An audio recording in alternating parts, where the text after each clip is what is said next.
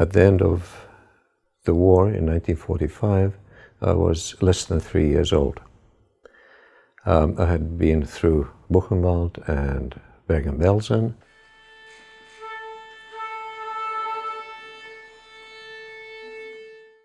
I believe that we, the survivors, have an obligation to speak about it, to speak about our own experiences. It's a very critical time in terms of survivors being still among us or not among us. There are very few survivors and eyewitnesses that are actually still alive. So this is a critical phase in Holocaust education.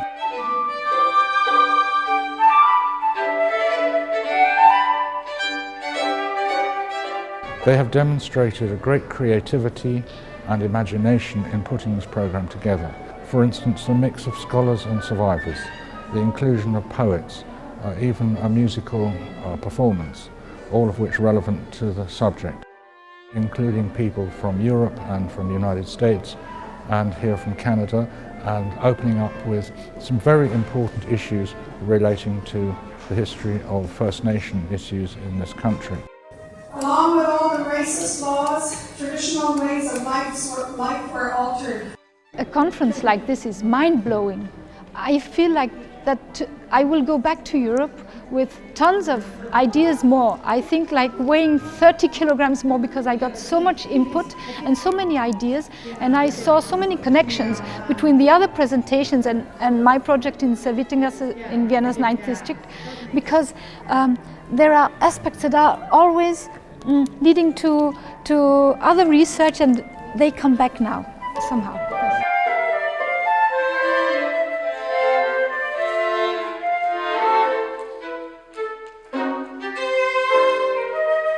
This conference is just a great opportunity to engage locally at an international caliber level. We get to engage with so many different people from academic backgrounds and even just the general public who finds interest. So it's a really good opportunity to engage with some discussion that's hard to do outside of kind of an academic zone. So I think that's really important, to just get the discussion going no matter what your background is, and this is a great opportunity to do so.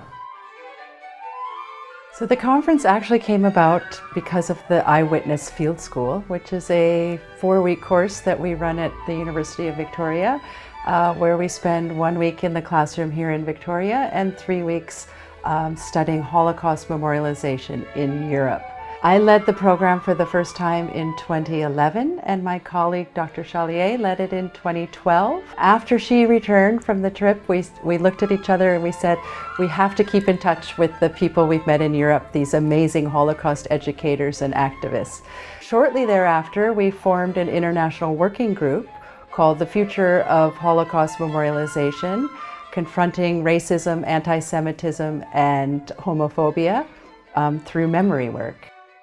Many people ask us why Victoria. This is possibly as far removed from the Holocaust as you geographically can be. But for us it was important also to show that the Holocaust affects everybody globally in many different ways. Most conferences function from the top down, where an individual presents a fully developed and sophisticated set of ideas. We worked really hard to build into the conference discursive momentum as it can come from the bottom up. Danny said, how doubts outweigh certainties. It's extremely interdisciplinary, and we developed these panel discussions so that people would have the opportunity to work through their ideas in a public way, but in a very grassroots, kind of organic way.